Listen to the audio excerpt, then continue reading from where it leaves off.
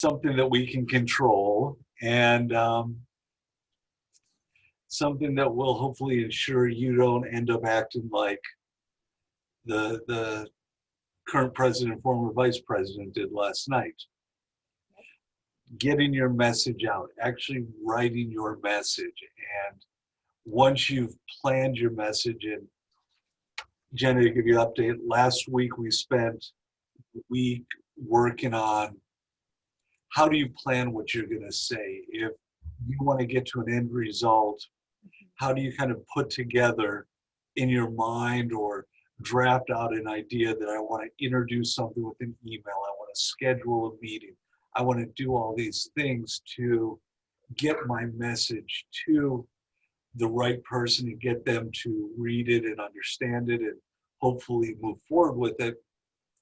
And now we're on that next step that says, okay, how do you actually put pen to paper, type it out? How do you create the message so it does what you want it to do? And this is something, obviously, for those of you who may have missed Jenna in our last guest speaking spot a few weeks ago, this is Jenna Jones from Detroit. Very happy that she got to watch her Lions beat the Cardinals on Sunday. In a game of all games, it will go down as how to play football. And and she works, her company is Ruin Fox, and she helps businesses create their message, their brand identity. And a lot of that is the repetitive nature of sharing your message. How do you do that? Identifying your customer and then making sure your message is going to resonate with the customer, or client. So in case anyone wasn't here last time, Jen, do you want to do a brief intro of what you do, what Ruin Fox is? Yeah, absolutely. I'd be honored. Moving again. So as Brent said, my name is Jenna Jones. I am the owner and founder of Ruin Fox. I was born and raised here in Michigan. I've traveled all over the United States. I ended up planting roots in Wisconsin for a little while, and then Arizona. I enjoyed my 3 years that I spent there, and honestly didn't plan on leaving, and still hold hope in my heart that I will be back one day. But for now, I am based in Metro Detroit. I am 28 years old and just started my business this year. So I've held a lot of different hats in my career. I have done corporate hospitality. I have been managers in a retail setting.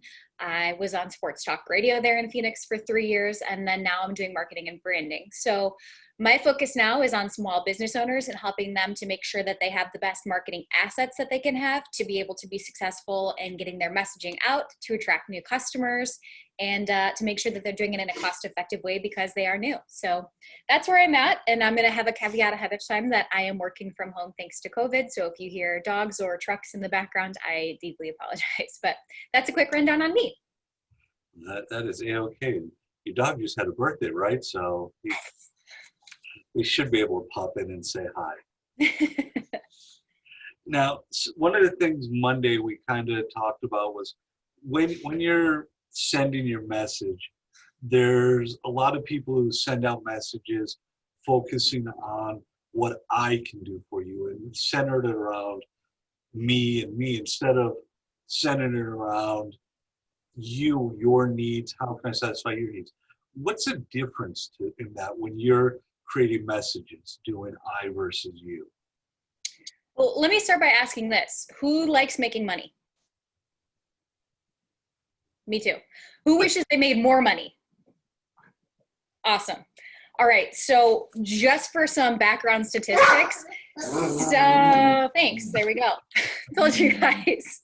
I recently learned that companies that have approximately 100 employees lose $420,000 a year by a lack of proper communication. Okay, so people who cannot communicate effectively are throwing away an average of $420,000 a year. So that means that every single one of you could be putting that in your pocket as an additional bonus, as your salary, as things like that that are just going away.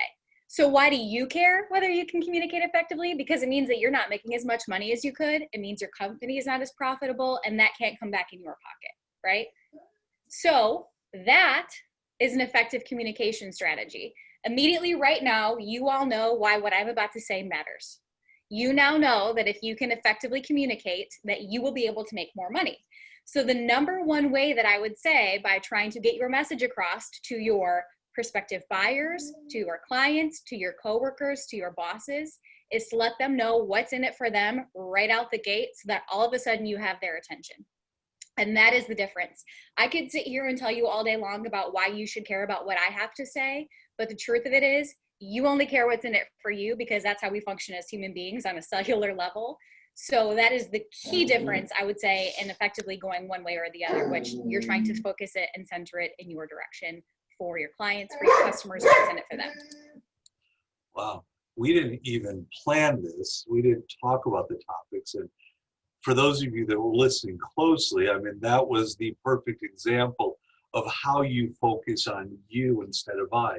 I mean, the message Jenna is given is about businesses benefiting from improved communications, not rattling off the 100 things she could do to improve your communication, but how your business does. And now it took me a second to see where you're going with it, because I was so interested in what you're saying. But that is, I mean, that's exactly what you're looking for in doing this, is creating that you mentality, because you're into that and you're interested in that because of what she is saying. Now, So, and with that point though too, I'll take it just a step further. It's, once you can effectively engage somebody in what you are going to say, it doesn't matter whether you are talking to your boss and you're having a presentation, whether you're negotiating a salary, whatever the setting, whatever the workplace is, you have to have that initial hook, right? To be able to say to somebody, this is why you have to care about what I have to say. And that works in our relationships with people too. Every time you start a conversation, people want to know what's in it for them. What's the point that we're getting to? Why do I care? So just keep that in mind as you're communicating. And I'll let you finish up that sentence too, but I just wanted to make sure I got that part in before we move forward. no, I mean, that's great, because if you meet somebody new, and that's as small and microcosmic as you can make this message is, if someone says, hi, how you doing? And that person just starts rambling about themselves, within 30 seconds, you're completely disinterested. If they give you a nice quick answer, then they put the conversation back to you, all of a sudden you're engaged, you're involved. So that's a huge point to make, and I appreciate that. Etiquette in messaging. How do you know the proper tone, proper word selection, proper grammar, use of emojis, memes, all these things in presenting the message? How do you figure that out when you are actually composing this message? Sure. So I think that there's a lot of different variables that come into play, right? So if you are speaking on behalf of yourself, let's say you are going to be writing a presentation to give to a group of your coworkers. You aren't representing your company in that setting necessarily. You are representing yourself to your company. Versus if you were writing a blog for your company where you are now representing the company as a whole. Okay, so those are already two factors that we have to keep in mind. Am I trying to choose how I'm presenting myself, or am I having to choose how I'm representing an entire group of people? That's one thing to keep in mind. I'm going to interrupt you super fast just for one question that kind of ties into there. You are Ruin Fox. Yes. So even when you're doing stuff that is independent and separate, don't you have to kind of be concerned that there's a chance they're still going to connect the two if you're saying something that is against or contrary to what you do as part of your company? If you're that knowingly attached, like the people you worked for before, Kenny and Crash, which is a sports radio show. If they sit at home on their personal Twitter or their personal blog, say something, someone's still going to call iHeartRadio if it really offends them, right? Yep, absolutely. So, and I'm getting ready to teach a class on that right now, because there's a local real estate company in my area that's having a lot of problems with agents that are choosing to voice their personal opinions on social media about certain things. They are dressing inappropriately in their social media posts. They are posting things that have a lot of cuss words, inappropriate content. And it's a problem because in the bio of their Facebook page, it says who they work for and what their job title is. So now that company's Facebook page is getting negative comments and feedback about their agents because they are tied on social media to those people. So you absolutely have to keep in mind, especially depending on what your work job is, your work title and your job is, to be able to keep those things in mind, because you automatically, when you work for a company, are an extension of that company, even if it's not in the work setting, right? So you just have to keep those things in mind as you choose to speak and communicate and publish your work, whether it's on social media or not, And even if you put in your little bio, these thoughts are my own, they don't represent the company, that doesn't work. Nope. So you either have to remove yourself completely, have everything shut down in private, don't list where you work or anything like that. That's one way. Some people have learned to make throwaway accounts where you can voice your opinion anonymously on the internet, but even still, things can be tracked and you have to be careful. So when you are choosing to be intentional with your messaging, then let's say that we are going to be posting a blog. You have to choose with your company, of course, you can't make that choice in and of yourself unless you own the company, what your voice and tone will be. So are we going to present ourselves as casual, fun-loving, easygoing, but informative? Because that's a great way to go about it.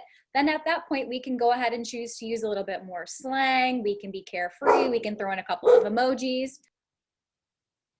But sometimes we have to be sure that we are trying to present ourselves in an incredibly professional way. Maybe we're in an educational setting where things have to be completely by the book.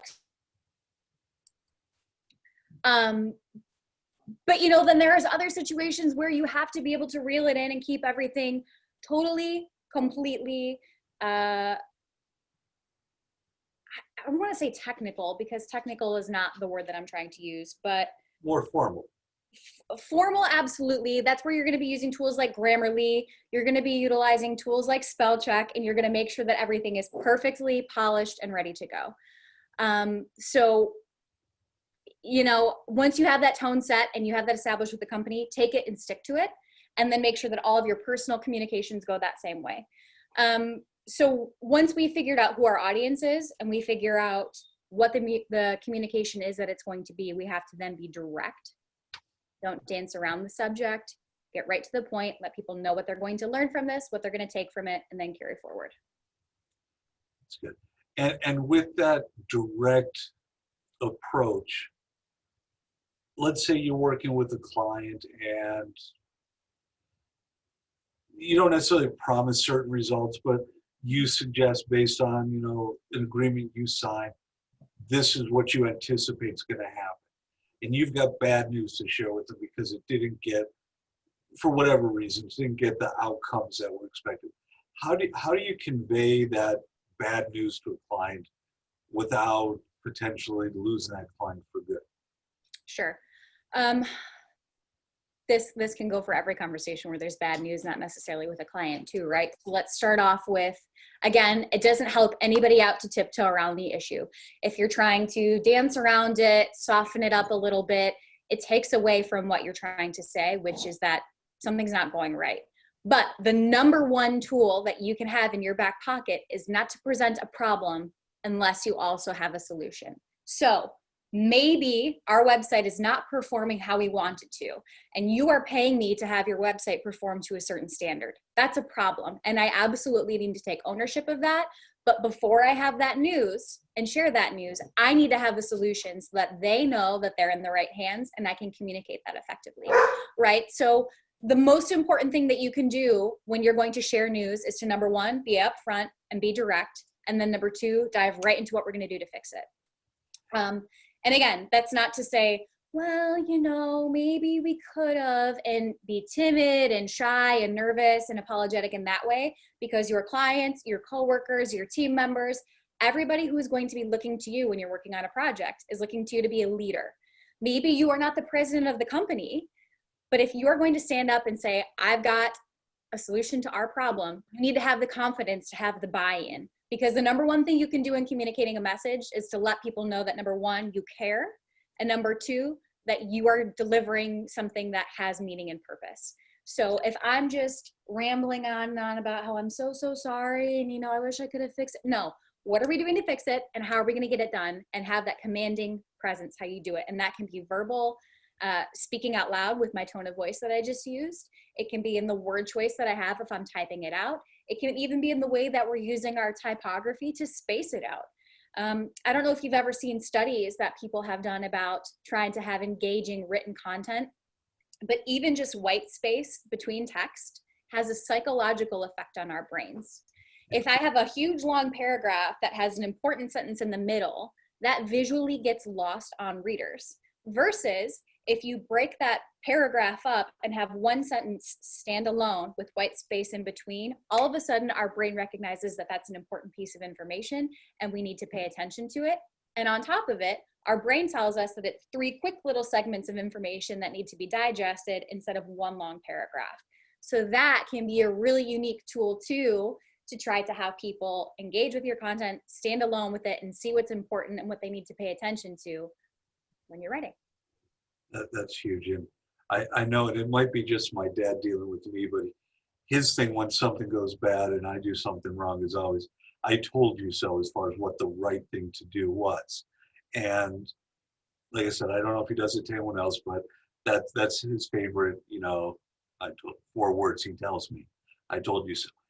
And I'm sure a lot of times you give your client recommendations, give them suggestions, and they say, no, this is really what I want to do. And it doesn't work effectively. And you've got to share that news. You can't tell your clients, I told you so. If you'd Right. listened to me, we wouldn't be having this talk. But since you didn't listen to me, now I'm going to tell you again, do it this way and it's going to work. Yeah. You got to be careful with that, right? Yeah, and honestly, you know, I feel like all of us, the longer that we're in the workforce, we've seen certain scenarios where people are passive aggressive, especially I'll see it in like email chains where it's like, per my last email, where you're sort of saying without saying, hey, screw you, I already said this once and you should have paid attention to me. There are ways that people go about that in a not so professional way where they're still trying to kind of get that jab in. And that doesn't serve anybody, obviously. I think that the more that you can pull emotions out of your communication on your own personal level, the more effective you can communicate. You know, like I said, all leaders that we have trust in are calm and cool and collected. Think back to how things went last night during the debate. When people are shouting and voices are raising and emotions get involved, the message gets muddled a little bit. Versus if somebody says to us, you know, hey, I really think that we should actually go with your original idea instead. Sorry about that. Hold on. It's okay. It's probably my voice he's barking at, so. But what I think with where Jenna's going is, Directors in the back, I'm so sorry. So bring him on. Maybe he'll quiet down if he's on the camera.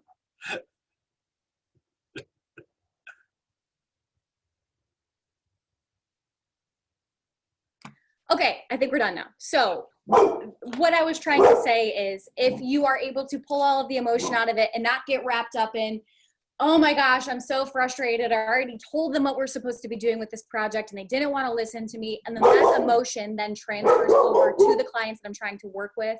It transfers over to the people that you're trying to communicate with. Everything is absolutely lost, right? If you can just take the emotion out of it, be frustrated in private, and then write your email and say, okay, I've got the solution to your problem. We'll move it forward. Yeah, no, that's a good point. I mean, and always having that solution, because I try to explain, it's like you want to make a sandwich out of bad news, where you've got, you know, you start with something, you know, positive. You don't just start your email, hey, you didn't listen to me, you screwed this up, whatever. You give them the bad news, and I love the idea of spacing things. That's a good thing for you guys to think about. And you finish with the solution and the path to move forward. We hear in too many things in our world with, you're doing it wrong. People don't say, this is how we should do it better. It's so easy to say, you're doing something wrong. And we've got to be able to share that solution, that positive change. Um, Also, when you're writing, when you're sharing messages, and you think about your audience, do you concern yourself with word choice in terms that may show some sort of bias, some sort of prejudices, or things like that when you're actually writing your messages? Do you take the time to look at that, make sure the audience you're sending this to isn't going to be offended by the word choice you use? Mhm.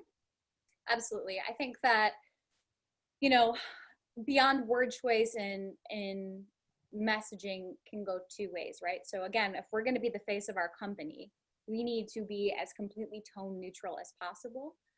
We don't want to have to risk offending anybody. We don't have to risk trying to send the wrong message. I think that it's really, really helpful to sometimes, even if it's just a work email, have an extra set of eyes. Run it by a coworker, run it by a friend and say, hey, what do you think about this? Do you think that I'm effectively communicating my tone? Because sometimes, somebody can read your email and go, whoa, whoa, whoa, are you trying to say XYZ? Because it kind of sounds like you're saying this, right?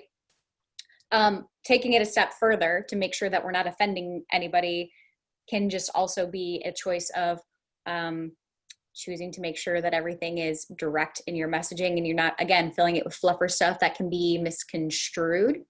Be direct. What is your message going to be? Is it to inspire? Is it to educate? Or is it to start a discussion? If you're filling it with all these extra words that can then be misconstrued, yeah, you're setting yourself up for failure. If you are just focusing on saying, what I'm doing in this direct message is setting up a project. Okay, so what does a project look like from start to finish? This is what we're going to do. Done. If you start to fill it with opinions or you start to fill it with emotions, that can always be misconstrued. So I think if you just focus on the framework of what's at hand, be direct, be concise, be specific, there's very little room for error or miscommunication that way.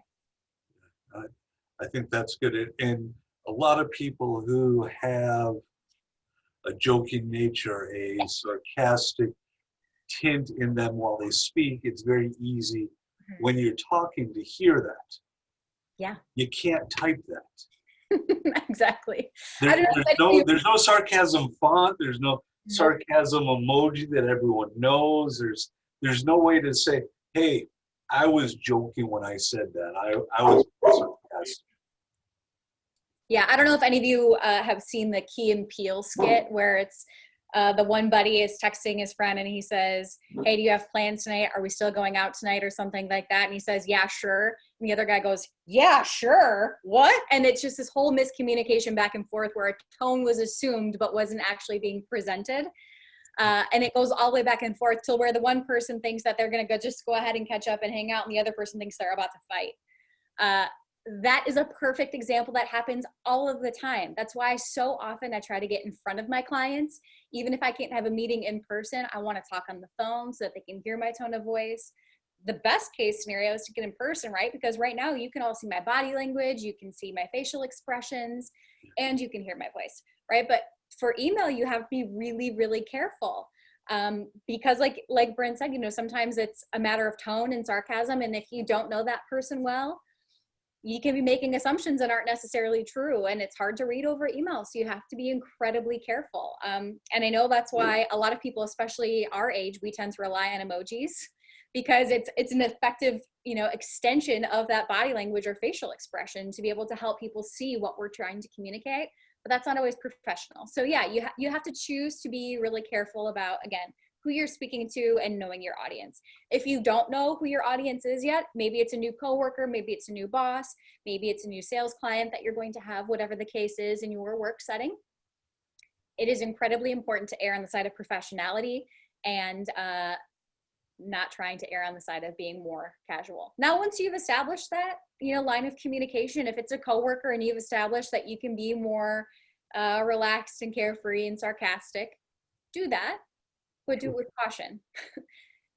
Yeah, there is a fine line between being able to be sarcastic and funny and then bordering on the line of, unprofessional content. Yeah, you also see that as like a warning and a public service announcement of the sort is like group emails where you're sending stuff back and forth. And you think it's just 2 or 3 of the people that you know and that they know you, but you don't look far enough to see that the HR director happens to be on the email, Reply all. Yeah. or somebody else is on the email that has no idea who you are and is reading your sarcasm as fact and as this is who you are and how you speak, or you're, maybe a little bit too casual language. You have to be careful to make sure, especially when messages get passed around And always. or forwarded even. I mean, like if Jen and I are talking about something and, we're making some knocks. I'm from Ohio, she's from Michigan. We're insulting each other. And there's something in the email I got to forward to my department chair. Next thing I know, it's the whole chain going, and they're reading the whole chain, and they're like, this isn't the way I want my faculty talking. And next thing, I'm in trouble for a conversation I didn't even think about when I'm sending it along. So you have to be very cognizant of the words you're writing and where they may go. And let's take that a step further, right? We've all seen, scandals where somebody's cloud gets hacked. We've all had times where all of a sudden somebody takes a screenshot of one of our private conversations and sends it to somebody else. That happens all of the time. I think in 2020, we have to almost assume that someone will be seeing our private conversation because it can happen and it does happen. So if you wouldn't want to say it in front of your boss or in front of your partner or in front of your coworker, don't say it because you have to assume that you might accidentally have it forward. Even if you don't forward it, maybe your coworker will accidentally forward it, or maybe your Twitter account gets hacked. I mean, whatever the case may be, if you would not want that private conversation being made public, don't say it, period. I always say if it's going to upset grandma, you probably don't want to do it. Exactly. So, now, credibility is a big thing because, and we talked a little bit last time you were here about, you decided to start your business and you went out and did things. But how do you present yourself as a resource that actually can provide useful information, useful advice to, again, a coworker, a client? How do you create that credibility within your actions, your writing, to present that authority? I think the number one thing you can do is always assure yourself and your clients that you are correct. What do I mean by that? We used the debate last night as an example. When you can tell somebody is pulling a statistic out of their rear end and they're not actually really sure what the numbers are, what the statistics are, what the laws are, but maybe somebody else who's watching knows it a little bit more, or you can tell that somebody doesn't actually know what they're talking about. How much credibility do they have in your mind? Do you feel comfortable with them? Do you feel confident in their decision-making skills and trusting your future with them? I don't. Versus if somebody said, you know what, that's a really good question. I'm going to get back to you on that. Which would you prefer? That somebody just sort of puts that false sense of security out into you and tries to just fudge their way through the answer, or says, I'm going to get back to you on that because I want to make sure that I have all the information needed to present the proper, information to you. That's how I present myself. And that is my biggest piece of advice I would give all of you for making sure that you can build that trust with people. Yeah. Only speak on what you truly confidently know to be correct. So if I'm talking with a client and they say, are you familiar with X and X product or platform or tool? I could say, oh, yeah. And then, maybe I actually don't, but I don't want them to know that I don't know about this marketing product. I'm supposed to be the marketing specialist, right? But then they've gotten down the road and they say, okay, great. Well, you know about this platform and this product. And so let's jump on board and start utilizing it. And they just start going on. And all of a sudden you've got yourself in a pickle because we're talking about something we don't actually talk about or know about. And that can build a huge sense of mistrust with clients, with coworkers, whatever the case may be. Versus if you admit that you don't know everything and then are going to get back with them the correct information, to have the knowledge, or to just say, I don't know, that immediately helps them understand that when you are presenting them with information, that you've done your homework, that you know what you're talking about, and that you can be confident in it, right? So it's not about knowing everything to build that confidence for your clients, for your customers, for your coworkers. It's about being honest with what you know and then presenting that in the most realistic way. So for me, I like to have correctness all the way across the board. If I'm going to be talking about something with a group of people, like I did at the beginning of this, I wanted to pull up statistics and know.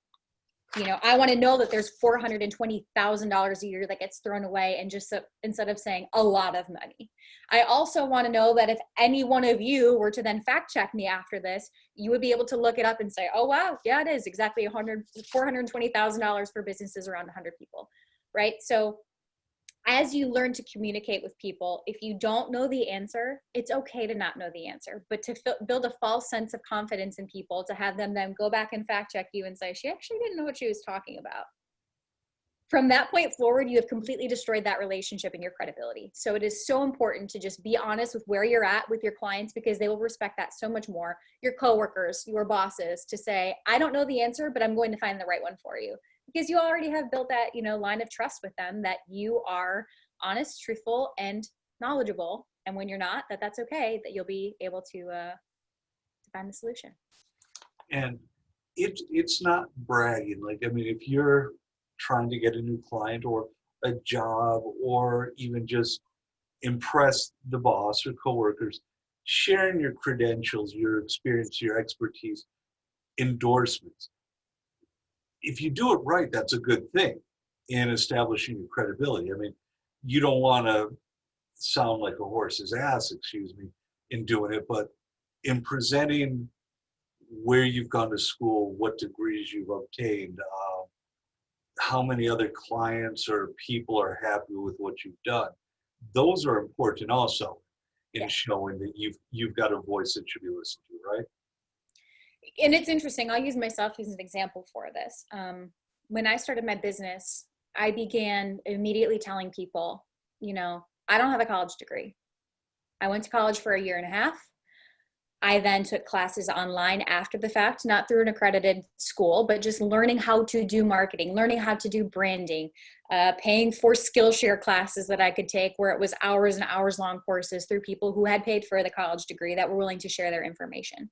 And I would say to them, if the piece of paper is important to you, I'm not your girl. But if you want someone who has been in the industry for a long time, who's put in the sweat equity to learn from the ground up, and who you can afford, because I can't work at that big agency who only hires people who have a degree, I can help you. Okay. And I had a couple of clients right out the gate who said, I wouldn't really tell people that. I wouldn't advertise that you don't have a degree. That kind of makes you sound like you're not knowledgeable enough. You're not smart enough. To which my rebuttal was, I don't want to present myself as someone I'm not. I have a sense of integrity within myself, and I owe it to my clients and my future coworkers to be able to be open and transparent, right? So that transcends everything. If I'm presenting myself as one thing and I'm something totally different, people will eventually figure that out.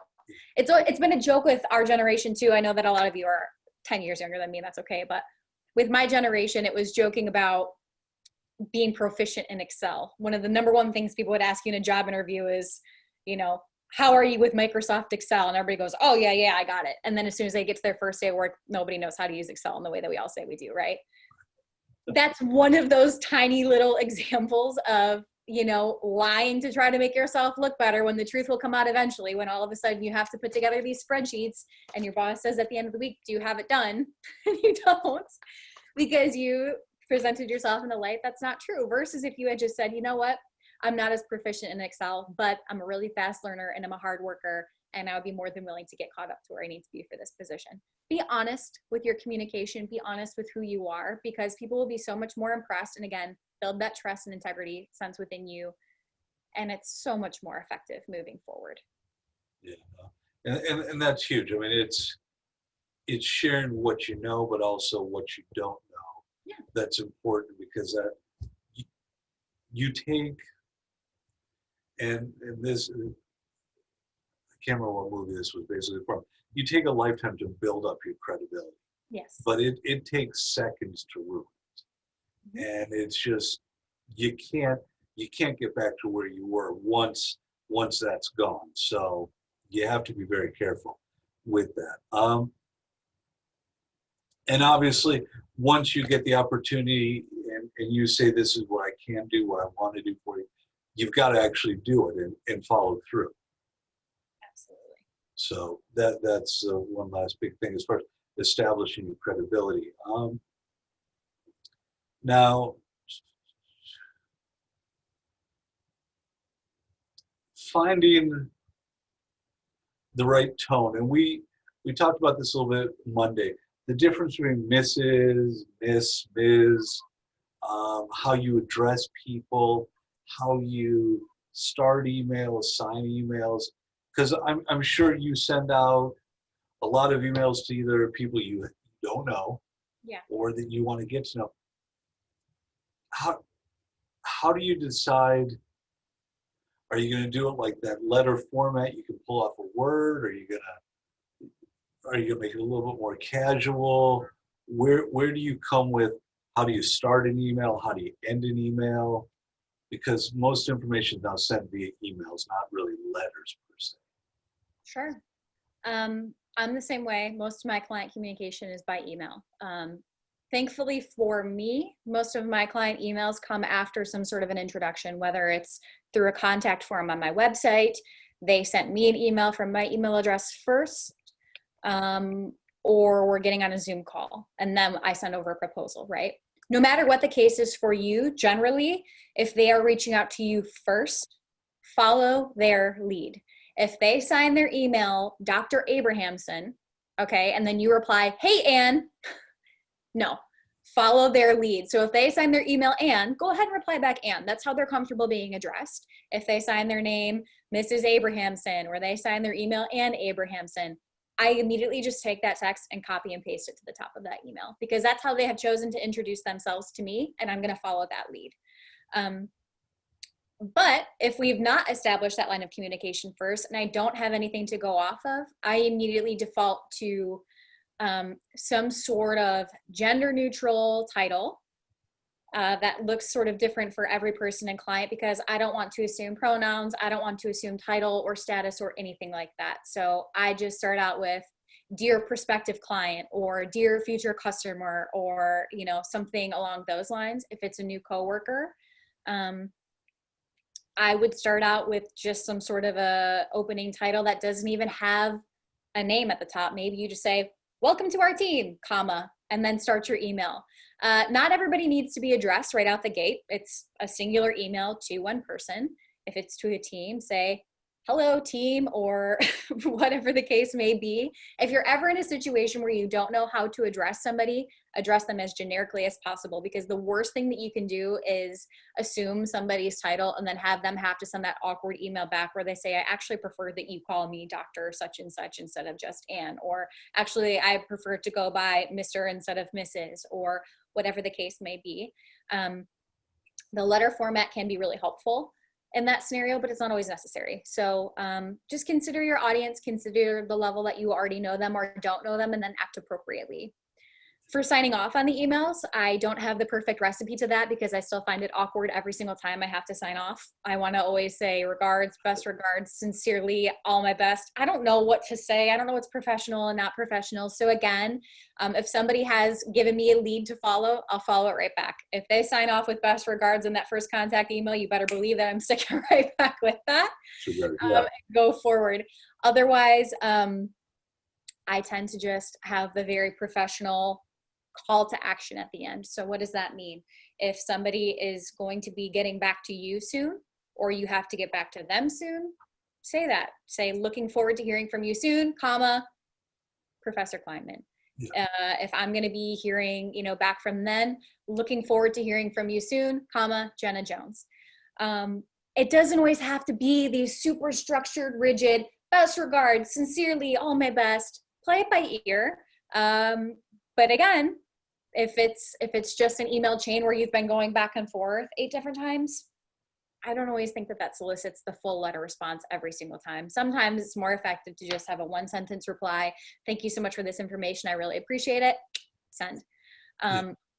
The back and forth formality all the time isn't always needed, but it's important to, I would again say, if you're just starting a formal line of communication with somebody, stick to the side of professionalism versus being too casual, because that can come across as a lack of caring to some people who are more professional, and it can come across as too informal, and people won't take you seriously.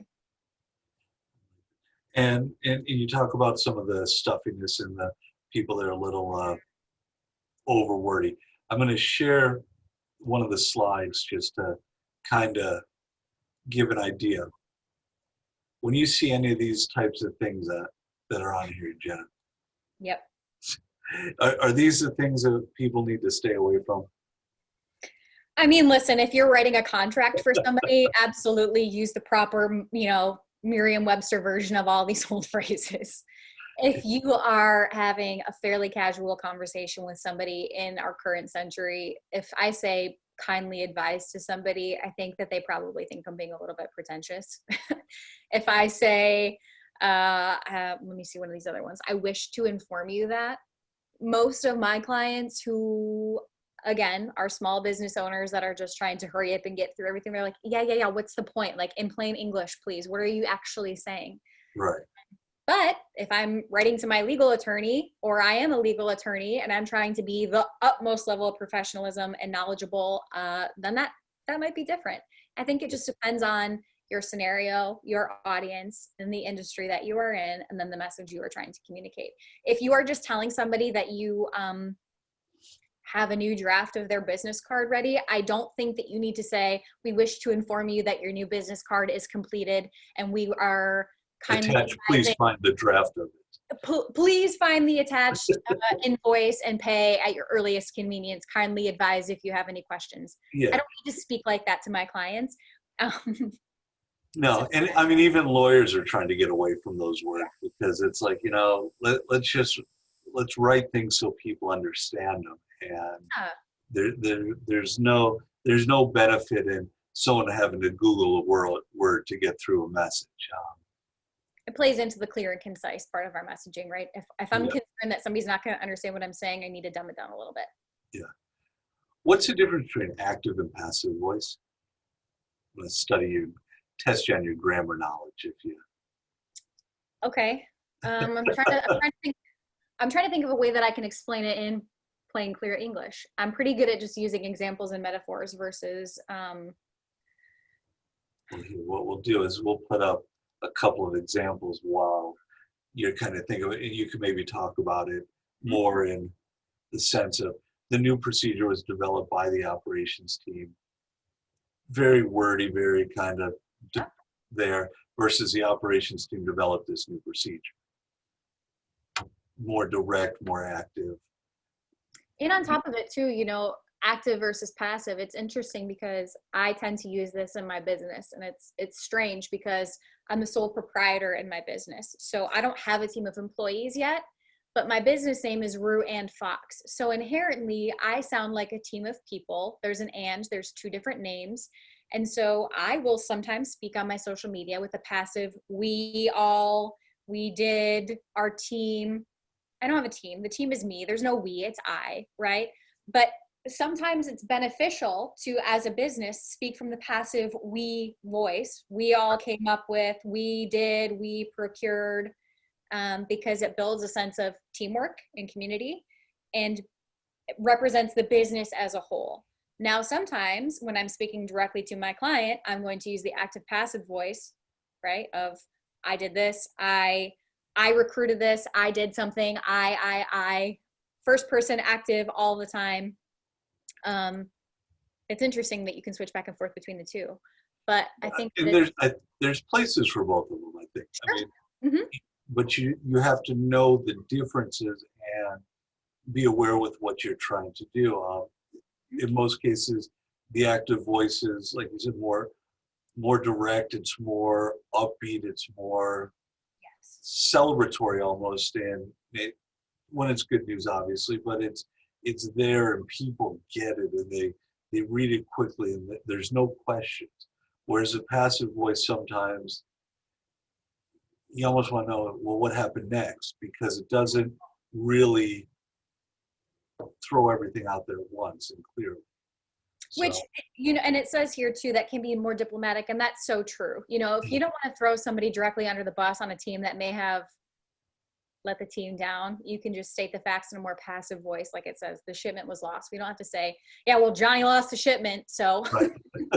There are certain ways where we can use that tool to speak in a separate way to where we don't have to alienate people or make people feel bad.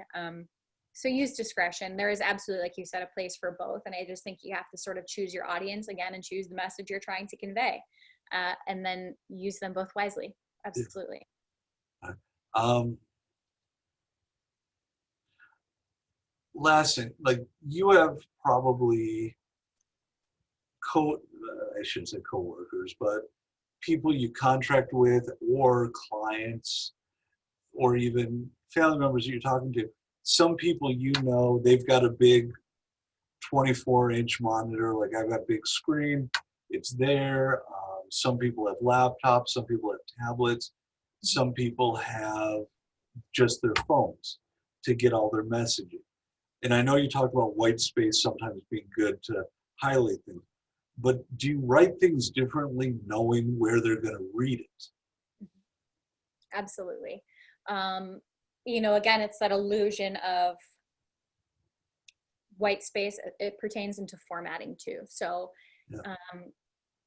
for almost every application that I'm using for my personal job, which is generally going to be designing websites for people, I'm going to be designing marketing assets for people, I have to take into account both applications, because as we both know, if I have a big computer screen where it can spread out the information more, that's going to look different than when I have a tiny little phone screen. So for my personal use, I have to take the desktop version and the mobile version very seriously. And those two websites might look completely different. If you look at any of my websites on the desktop version versus the mobile version, they almost are unrecognizably different, because in this tiny little screen, I want to have that open space, the white space, to be able to break it up into readable chunks. The same thing is going to go for when you have an email versus a printout. I think that you just have to really think about not only what you are saying, but the way that you are laying out what you're saying. So I think that there are a lot of different really unique psychological tools that I would encourage all of you to look into. Not even just as it regards to formatting, but color choices. There is a psychology to color. And I have found that incredibly fascinating from a design standpoint, but it could be as simple as the color of paper you choose to print on, or the color of the font that you choose to use in your presentations to your clients, to your customers, to your coworkers. You know, the color green is supposed to incite a sense of wealth or money or power, because we associate green with money. Green can also mean life, because we think of grass and trees. When we think of the color green, the color light blue and gray is supposed to incite a sense of calm and peace and comfort. So it's interesting, because you can say things in your messaging without actually saying it, simply based on the color that you're choosing to implement within your email and the images that you choose to supersede within all of your text, right? And also the way that you lay it out. Another really cool hack that you can do is, if you want something to feel more like a newsletter, to where it feels more informal but still informative, you can literally lay out your text to where it's wrapping around images, and all of a sudden somebody psychologically thinks, okay, this is just a quick informal, you know, type of piece of information that I can read, versus something that's on an 8.5 by 11 sheet of paper and, you know, MLA format, double space typed. All of a sudden I immediately go, oh, okay, this is a really important business document. You can play around with those little things that psychologically make us look at the text differently. And it's really interesting once you start to learn those hacks. So you can literally just Google, you guys, and I would encourage you to, after, the psychology of colors and the psychology of white space in text, because they give all sorts of examples and you can see them in real time. I mean, you can have two different documents side by side where you say which one is longer, which one's going to be the longer read. And the one that has no white space, 9 times out of 10, you're going to go, that one's too long to read, even though it's the exact same words and the exact same length. It's just broken up in tinier bite-sized chunks. It's really interesting to learn how some of that works. And it's sad to say, but you can kind of manipulate people that way with your messaging once you know how that works. That's the whole science behind marketing. That's why I have so much fun with it. But you can use those tools to your advantage when you want to engage people in a work email, when you want to engage people during your work presentations, and things like that. So Yeah, and probably, I mean, along that with the manipulating, there's a couple things I want to bring up. But one, obviously, like on websites, certain times you have to say, click to get the full story. yeah. But when you're sending messages, you want to have that whole message easily readable Mhm. for the people. You don't want them to have to, here's the highlights, but if you want to read all of it, click here necessarily. But sometimes you do. I mean, but you have to be careful not to make it repetitive or duplicate too much of that when you're sending that message, because you don't want them to read it, then see click this link, and then have to read the same first 3 paragraphs over again. Correct. And so that's a huge waste. So, I try to direct my clients who are trying to come up with email campaigns. That's a great example. Instead of giving them the first 3 paragraphs and then making them click more, we have 2 options. You can either give them one sentence that builds enough interest and mystery to be able to make people want to learn more, and then read your entire page instead of having read the first 3 paragraphs and having to start all back over again. Or we lay it all back out, but we just have, maybe it's as simple as putting line dividers in between every couple of paragraphs. So again, it feels like bite-sized chunks of information that can be broken down and all kept in one email. Those are my 2 choices. You never want to make somebody have to waste their time to repeat something for 2 reasons. Number one, it's rude, right?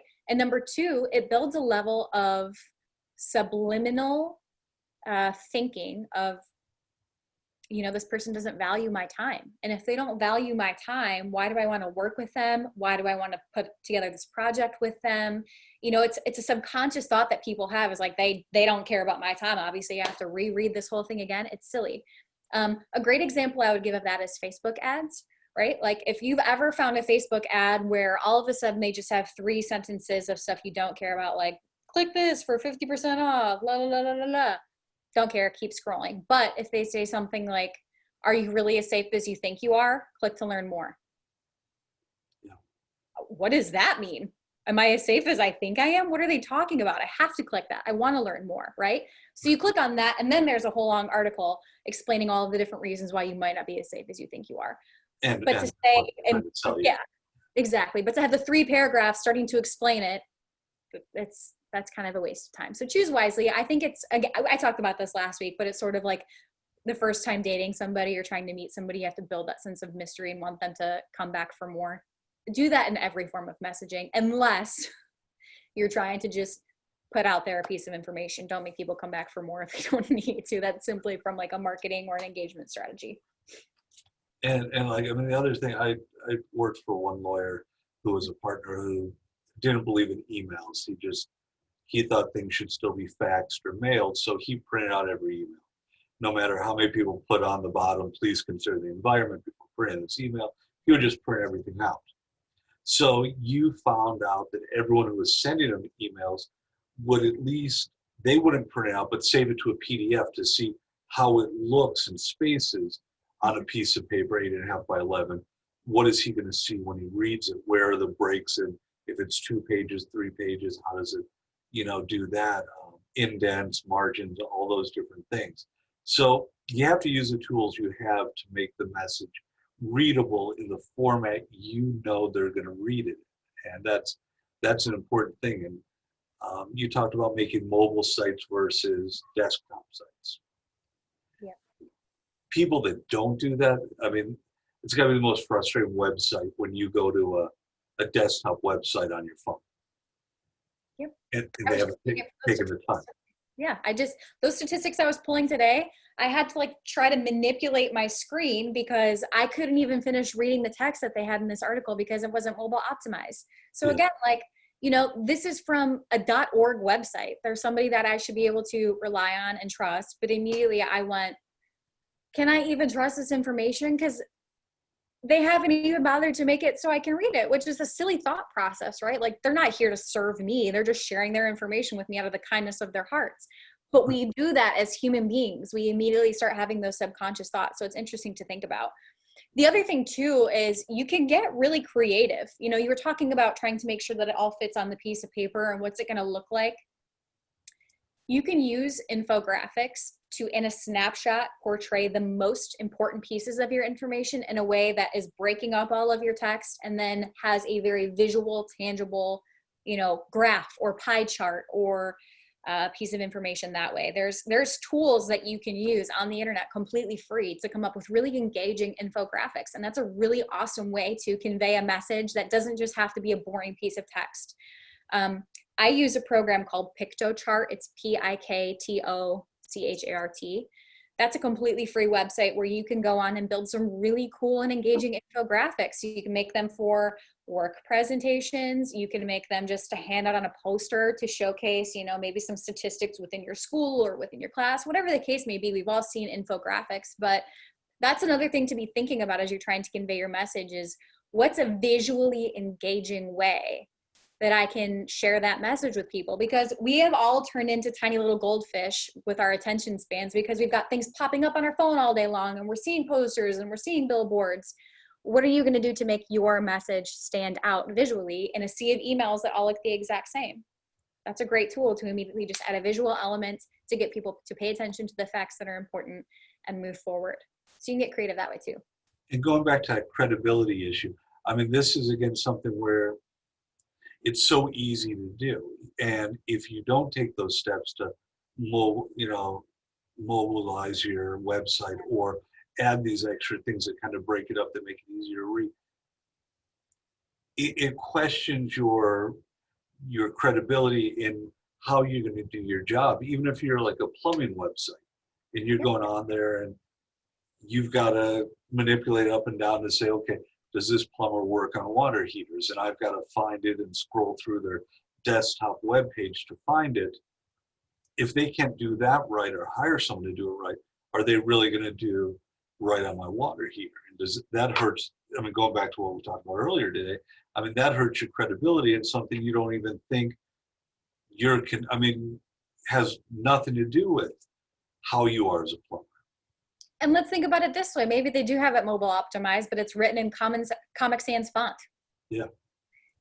We have gotten so far advanced that we associate professionalism with a font choice, right? So now there are so many other elements that we have to take into account when we're coming up with our messaging for how does this look? If we have a goofy little cursive font, are people going to take us seriously if we're writing a very serious message? Probably not. If we've got a cartoony font and bubble art and word art and all these other things that are thrown into our professional message, do we present ourselves in the best light? Probably not. So you have to think about those things too, are the colors and the fonts and the layout going to present myself in the way that I want them to, versus just what might be cool and fun and something that I enjoy in my own free time, Yeah. Are 18 to 25-year-olds buying your service, or 50 to 70-year-olds buying your service? And, do they have to pull out their glasses to be able to read what it is you put on your phone, on your website? And that was something that I learned the hard way too. I had come up with a really cool small handout card that I would give to people that was a rundown of my different services that I offer. And then sort of on the back, it was the order in which I do it. So there was the discovery phase, the development phase, all these different things written out. And one of my first client meetings I had with somebody, I gave them the handout and they pulling it back and trying to read it and put out their glasses. They're like, this is too small for me to read. And immediately I went, okay, well, why didn't I think about that? Because I didn't put myself in my client's shoes to think about, are they going to be able to receive this messaging, right? So you have to sort of think through all these different things when you're considering your audience. It's not just, am I communicating in an effective way from, a text standpoint in the actual words I'm saying, but also the realistic aspect of this, my font size big enough? Is it legible? These are these little tiny nuances that over time you have to learn to consider. And it's equally important, because you might have the best message in the world, but if it's too small to read, then who cares, So yeah, if half the people just throw it out because they don't want to bother with it, or move on to the next one. And that's kind of the interesting thing. I mean, how much paper is one thing when you hand someone, will they take the time to figure out how to read it? Maybe. But if you're a website or an ad on a social media, if it's not easy to read, if it's not easy to comprehend because you picked a font or strange color combinations, they're just going to go to the next thing. They're not going to fight to give you business. Lastly, I think and this is this is something that I mean people have varying depending where it happens issues with it. There's words like there, it's using the proper forms of words. Um, how how important is that? I mean, like, because if you proofread, you may see it, but I mean, if you just rely on Microsoft Word spell check, they may accept their THEY apostrophe RE instead of the THEIR. And it may not pop up because it's spelled right. It's just not grammatically correct. How important is it when you're putting out messages, especially for other companies, that you look at it 2, 3, 4 times, and you get the right twos, you get the right it's, you get all the right different words that have 4 different words that mean 4 different things. It's incredibly important. And like, at the end of the day, we are all human, and you might look at something 5 times and then still miss something because our brains work in very strange ways. I'm sure we've all seen, the viral post where somebody will have the word two 3 times in a row and you don't even realize it until they point it out, because our brain has a way of just sort of skipping over information that we, again, on a very subliminal level, realize that we don't need. So sometimes you can have, the best intentions in the world and still miss it. Accidents are going to happen. But I have an extension plugin for my web browser that any one of you can get for free. It's called Grammarly. And even if you are typing in a website, it doesn't have to be like Microsoft Word or anything. I could be making a Facebook post and it's reading everything that I write and comes up with suggestions. And it will say, did you mean their THY apostrophe RE here? And it sort of points out to say, I don't think you meant this, but it goes a step further too and can say, this sentence structure should have, the subject ahead of the predicate, or it will do all these really cool things to make sure that I am presenting myself as professionally as possible. Now, again, that's AI too. And sometimes it makes mistakes, and sometimes you'll read the suggestion and go, no, that's not the word that I need to put here, but thanks for trying. Yeah. But it is an important way to sort of like give yourself that sort of checks and balance to proofread and say, yeah, actually, that does sound a little bit better. Thanks, Grammarly, and go ahead and hit approve. And the reason that's so important is because, guys, have you ever read a post where somebody has the wrong version and it does not matter what they're saying, you immediately go, idiot, you don't even know the right form of there. You throw away all credibility if somebody knows the correct form of grammar or spelling or whatever the case may be, right? And you've done it wrong. So again, we're all human, we'll make mistakes, but as much as possible, try to make sure that you're utilizing AI at the very least to be a proofreader or a second set of eyes. I live with my boyfriend all the time. I'll say, can you throw an extra set of eyes on this email before I hit send? Because the last thing I want to do is look stupid, and he'll do the same thing for me. So, as often as you can do that, I 100% recommend doing it. It's not always possible. Rely on the AI because we make mistakes all the time. And even if you read it 2, 3, 4 times, you can still miss it. So It may happen, yeah.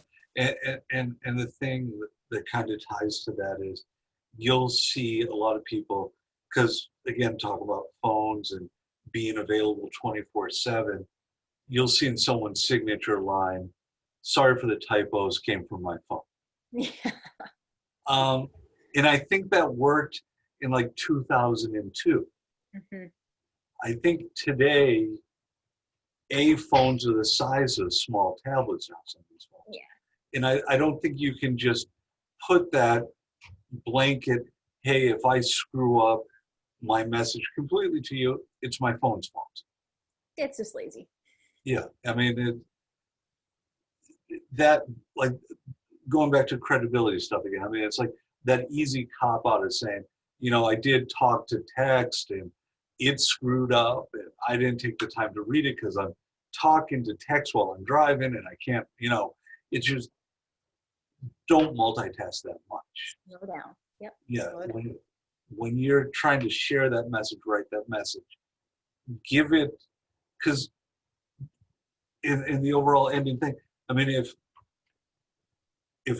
your response to me is that unimportant that you can do it while you're driving, eating lunch and talking to text on a thing, and not reread it and just hit send, are you valuing our relationship, be it business or personal? Exactly. That it goes right back to our initial point, right? I wanted to Yeah. engage you all in a way that you all knew why I was speaking to you and what's in it for you, right? So Yeah. if I send a message to you that's full of spelling errors and it's full of grammar mistakes, why do you care what I have to say when I don't even care what I have to say? I didn't even bother to read it twice to make sure that I didn't mess up anything, right? So that is a very easy way to make sure that people know that you care about what you say by actually caring about what you say. Because why are they going to care if you don't, right? Yeah. It's a subconscious thing we do, but you have to take those things into consideration. It's really important. Okay. Anyone have any questions for Jenna? Again, I may be biased talking about bias, but once again, like, I mean, information I don't even think of that, she's sharing that's, I think, so appropriate for you guys in this chapter and just in running and handling your business affairs. So And sorry about the dogs, you guys. Horrible. they're fine. If you guys are thinking about questions, I'll just throw one more piece of information, and that's just to choose your vehicle of communication wisely. I had a client last week who wanted me to develop mailers for her real estate business. And I straight up told her I will not do that, right? Because we all open up our mailbox every day and we have all these beautiful flyers that people have spent $5 a card on that we all immediately toss into the circular file, right? Yeah. We don't even read them because we have associated postcards that come in the mail from people we don't know as junk. So when you're choosing to communicate your message, think about if it's going to be received well in the way that you're doing it. If someone is getting a mailer in the mailbox, are they immediately going to throw it away because we associate mail with junk mail? How can I communicate my message in an effective way where they're going to actually read what I have to say? What do I have to put in that email to get them to want to open it in the subject line? What do I have to put in my Facebook ad to get people to want to read it?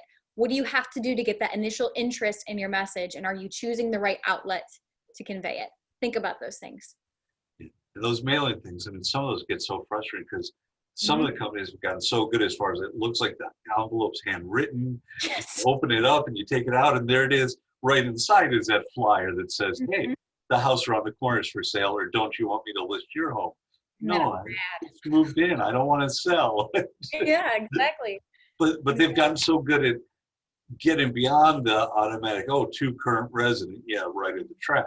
Mm-hmm. So it's interesting that, like you said, you wouldn't do that, but it's the way that's progressed because everyone knows you get no read through on that. But how do you change that? How do you write it so you get that at least set of eyes to look at it, see what it is before it gets thrown away?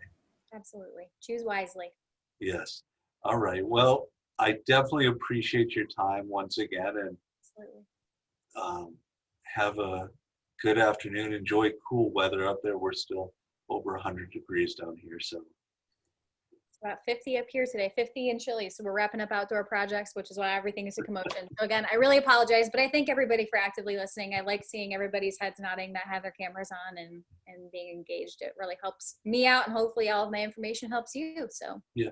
And if you guys on Monday afternoons go to the Ruin Fox Facebook page, not that I don't teach you enough, but Jenna does weekly Facebook Lives with a lot of content that comes into the business communications class. So it would be helpful information for you. So yep, you can check out the old past lives on the Rue and Fox page. Fast forward ahead, the last two guests that I've had some extreme technical difficulties on getting on, but one was a real estate agent, one was an insurance agent. So it's not all marketing focused. It's about, messaging and branding and getting your message out there. So I think you'll find that helpful. well, I'll talk to you soon, I'm sure. And thank you again so much. Absolutely. Thanks, guys. Bye-bye. Thank you. Thank you. Thank you. You're welcome. Now they'll talk. All righty.